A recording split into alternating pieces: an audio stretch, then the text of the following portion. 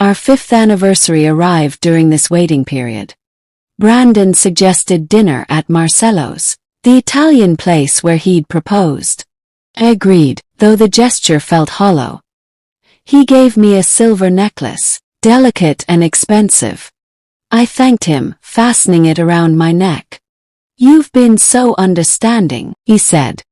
"With my travel, the promotion. I know it hasn't been easy." I sipped my wine. "How's the Atlas bonus treating you?" He froze mid-bite. "What bonus?" I tilted my head, expression innocent. "The quarterly performance bonus. From that big project." His face went carefully blank. "Oh right. It's fine. Standard stuff. Must be nice to be rewarded for hard work," I said. He changed the subject quickly, talking about our vacation plans. But his hand trembled slightly when he reached for his water glass. I'd rattled him. He wasn't sure what I knew. But let him wonder. Let him worry. I smiled through dessert, played the loving wife, and stored that moment of fear in his eyes. Later I'd remember it. Later, when everything fell apart for him, I'd remember that he knew. On some level, he always knew this was coming. The auditors arrived on a Wednesday morning. No warning. Just 3 serious people with briefcases, escorted by executives I'd never met. Word spread instantly. My boss appeared, confident but sweating slightly. Brandon looked smug, straightening his tie. I remained at my cubicle, invisible as always. By noon, they'd requested access to financial systems. T provided login credentials. I heard my boss telling Brandon, "Standard procedure. Nothing to worry about." But his voice carried an edge. By evening, the auditors had questions. They called my boss to a conference room. Then Brandon. I continued working, entering data with steady fingers. An hour later, someone approached my desk. "Maya Torres." "Yes. We're reviewing some transactions. Could you help us locate specific files?" I nodded, standing. "Of course. What do you need?" They handed me a list. Account codes I recognized immediately. The suspicious ones. "These should be in the shared finance folder," I said. "I can show you." We walked to the conference room. I pulled up the folder on the main screen. Files appeared, organized by date. The auditors leaned forward, clicking through documents. Their expressions changed within minutes. Numbers that didn't match. Approvals that violated policy. My boss shifted in his seat. Brandon's smug look faded. "Thank you, Maya," the lead auditor said. "This is very helpful." I nodded and returned to my desk. Behind me, voices rose. Questions sharpened. By the time I left that evening, 2 executives were still closeted with the auditors. The building hummed with nervous energy. Had begun. Brandon cornered me in the parking garage that night. "Did you tell them something?" His voice was low, almost threatening. "Stop," turning slowly. "Tell them what?" "About the accounts. The discrepancies. Did you point them toward something?" "I only showed them what they requested," I said calmly. "The files are in the shared system. Anyone can access them." He stepped closer. "You're going to ruin us. Everything we've built." "No," I said quietly. "You already did that. I'm just doing my job." His face reddened. "You think you're so smart. You think they'll believe you over me." "I haven't said anything that requires belief. Just provided documentation." He slammed his hand against his car. "If you destroy my career, I'll make sure you regret it." I looked at him, really looked. The man I'd married seemed very far away. "You should go home, Brandon. Get some rest." I walked to my car without looking back. My hands shook as I started the engine, but my expression stayed calm. That night, I documented the confrontation. Date, time, his exact words. Just in case threats escalated to something worse. HR summoned me the next morning. My boss sat in the conference room, face gray. 2 executives I didn't know flanked him. The lead auditor stood nearby, tablet in hand. Maya, the HR director said, we need your cooperation. Of course, I replied. We've discovered significant irregularities in several accounts. You've been working in data verification. Have you noticed anything unusual? Paused as if considering. Then nodded slowly. I have noticed some patterns. I wasn't sure if I should mention them. What kind of patterns? I opened my laptop, pulling up my organized files. Not the explosive evidence, just enough to guide them. Duplicate invoices. Approval chains that don't follow protocol. Payments that exceed contract terms. I showed them examples, each one carefully chosen. They took notes, asking questions. My boss interrupted. Those could be simple errors. Clerical mistakes. The auditor looked at him coldly. With the same signatures repeatedly approving them? That's not clerical. That's systematic. My boss went silent. I continued answering questions, providing documentation, staying helpful and professional. They thanked me. My boss and the executives didn't. When I left, their relief was visible. Maya was cooperating. Maya was trustworthy. They still didn't understand. I wasn't on anyone's side. I was on the side of truth, and it was destroying them efficiently. Brandon came home drunk that night. I heard him stumbling at the door, cursing as he dropped his keys. When he entered, his eyes were unfocused, face flushed. You think you're smarter than me? He slurred. You think you can just destroy everything? I stayed on the couch, watching him. You're drunk. I made you, he shouted. When we met, you were nothing. A junior analyst nobody noticed. Helped you. I built you up. You stole my work, I said quietly. That's not the same thing. He laughed bitterly. Your work. You wouldn't have had opportunities without me. Without my connections. You're right, I said, standing. I wouldn't have.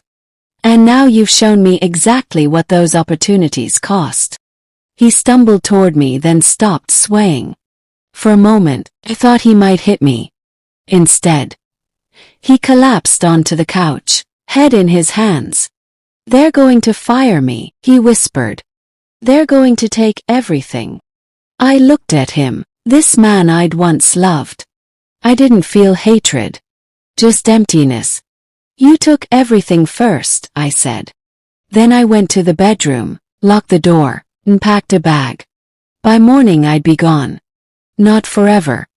Just until this finished. But standing in that room, hearing him crying in the living room, I realized something important. I didn't need his apology. I needed to be free. The email from Vanguard Systems arrived at dawn. Position confirmed. Start date scheduled for 3 weeks from Monday. Welcome aboard. I printed the offer letter, slipped it into my planner, and circled the date. 3 weeks. The Atlas audit report would be finalized before then. My exit timed perfectly. I'd already packed my essential belongings, moving them gradually to a storage unit Brandon didn't know about. Documents. Low. Anything I couldn't replace. The apartment felt less like home each day. Brandon slept on the couch now, avoiding me. We passed like strangers. At work, tension radiated from every corner. Auditors occupied a conference room permanently. Executives were called in daily. Rumors spread, terminations coming, criminal investigations possible, complete restructuring. My boss had stopped pretending to be confident. He walked the halls with slumped shoulders, dark circles under his eyes. Brandon avoided everyone, eating lunch alone in his car. I continued my data verification work, calm and methodical. When colleagues asked if I knew what was happening, I shrugged. I just verify numbers, he said. They believed me. Reliable, invisible Maya. But in my bag I carried the offer letter. My escape route already secured. While their world crumbled, mine was about to expand. Justice felt quiet, like the calm before everything finally broke open. My boss appeared at my cubicle, desperate. Maya, I need your help. I looked up, expression neutral. With what? The audit team wants a comprehensive report. Financial overview for the past 3 years. You're the only one who understands the data well enough. The irony was beautiful. The man who'd humiliated me now begged for my expertise. When do they need it? Tomorrow morning. I know it's a lot to ask. I nodded slowly. I'll do my best. He looked relieved. Thank you. Really. This could save all of us. I worked through the night, creating a presentation that was perfect. Every chart clear. Every figure accurate. Every discrepancy highlighted with clinical precision. I didn't editorialize. Didn't add commentary. Just presented the facts in a way that told the complete story. The falsified invoices. The misallocated funds. The pattern of approval signatures. All of it organized chronologically, showing escalation over time. Midnight I finished. The report was devastating in its clarity.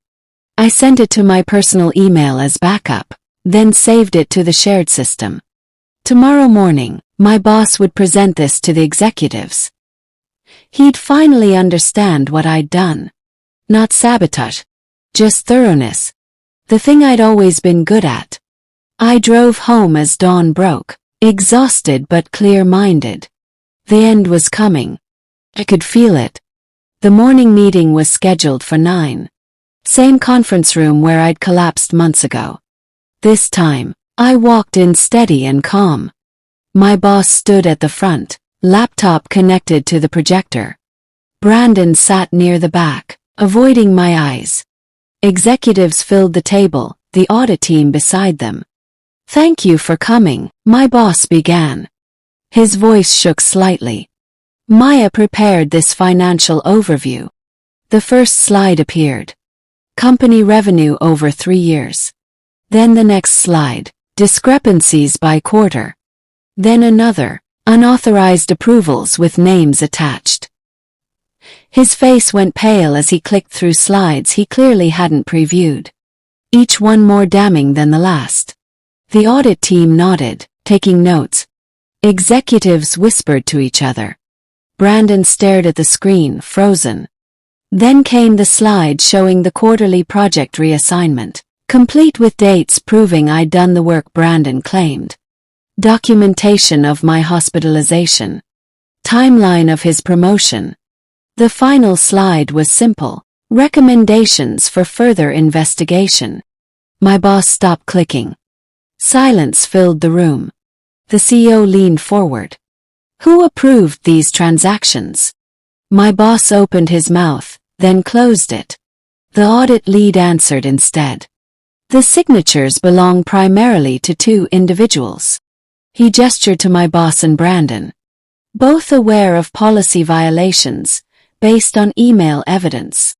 The CEO's expression hardened. Thank you for this report. He looked directly at me. Maya, could you stay behind? The rest of you are dismissed. Brandon left quickly. My boss walked out like a man heading to execution. When the room cleared, only executives and auditors remained. My moment of truth had arrived. The CEO studied me carefully. How long have you known about this? I met his eyes.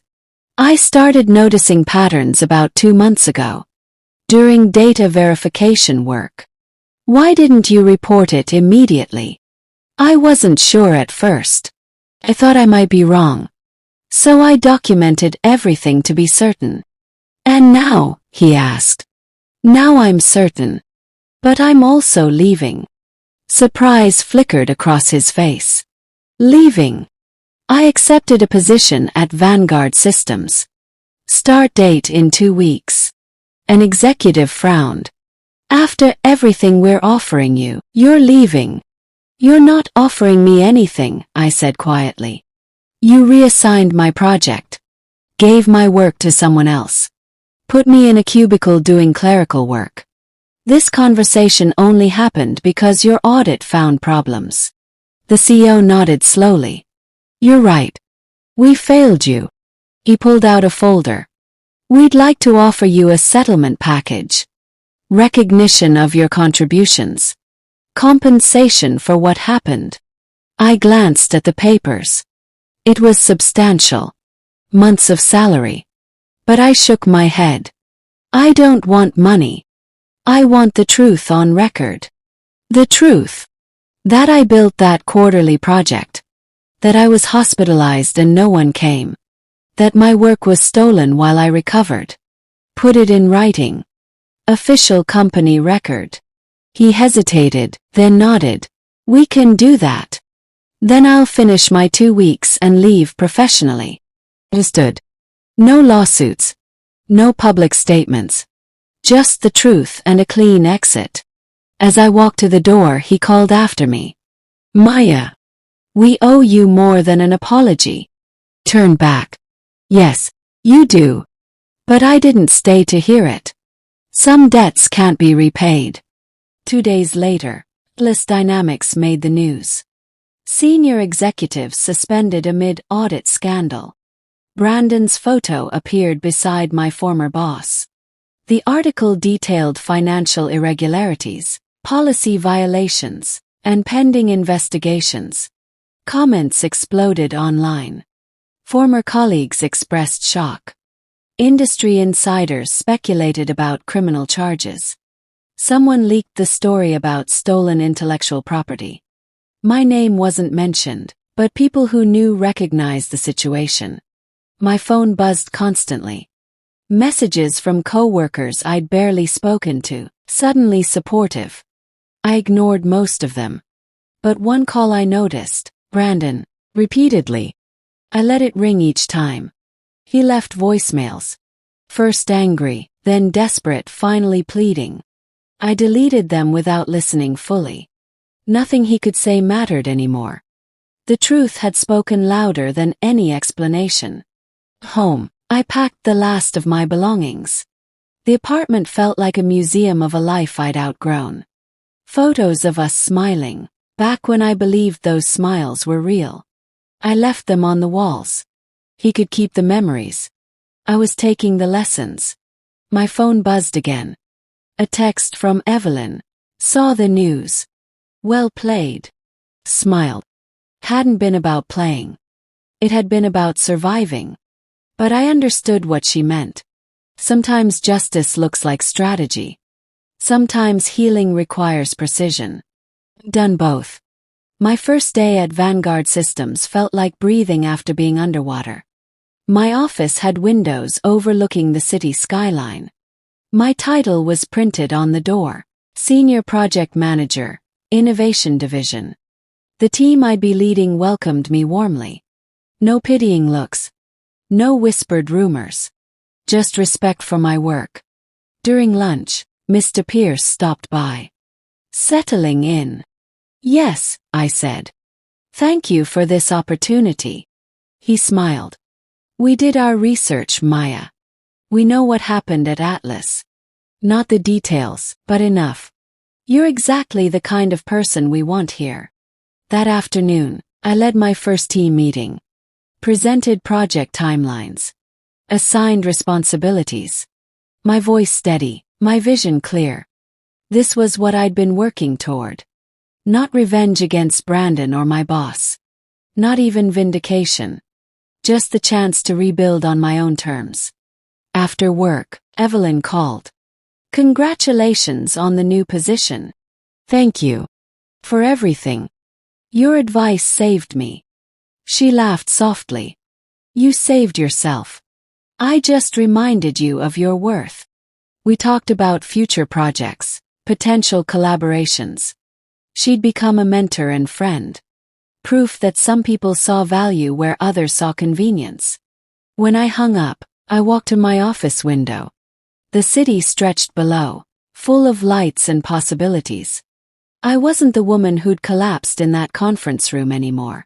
I died there, in a way. And someone stronger had taken her place. A month into my new job, a message request appeared. Brandon, I lost everything. Please, can we talk? My finger hovered over the screen.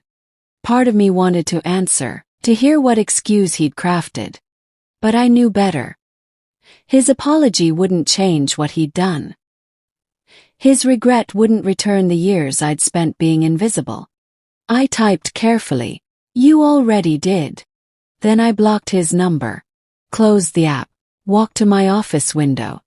Below, the city moved on. People rushing to meetings, grabbing coffee, living their lives. I was one of them now. Not the wife who accepted crumbs. Not the employee who smiled through disrespect. Just Maya. My desk, a framed photo, me on my first day here, standing in front of the Vanguard logo. Confident. Free. Alive.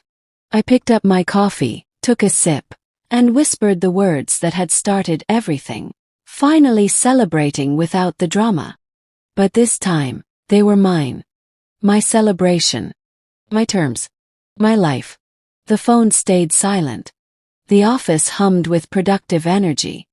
And I turned back to my work, the past finally where it belonged. Behind me. If you've ever been called dramatic for refusing to accept less than you deserve, remember this: choosing peace isn't selfish. Walking away isn't defeat. Sometimes the quietest victory is simply refusing to stay where you're not valued. They can keep their apologies and their regrets. I'll keep my self-respect, my new beginning, and the knowledge that I survived by becoming exactly who I was meant to be. All along. Have you subscribed to this channel? Please subscribe, like and share with others. Don't forget to hit the notification bell for more stories. I used to think silence meant defeat. That walking away was the same as giving up. But now, I know that silence can be a choice, a kind of peace that doesn't need others' permission. My family still tries to reach out through other people, testing if I'll break the quiet. I never do. Some stories don't need new chapters. They just need to end right there. If you've ever been called selfish for putting yourself first, I hope this reminds you that choosing peace isn't betrayal. It is freedom. And survival. They can keep their posts, their version of the truth. I'll keep my stillness, my happiness, and my life. I have the truth and peace. Peace is better than you being loved by the same people who only care about you when you are useful to them. If you've ever had to walk away from your own blood in order to heal, share your story below. Subscribe and support this channel.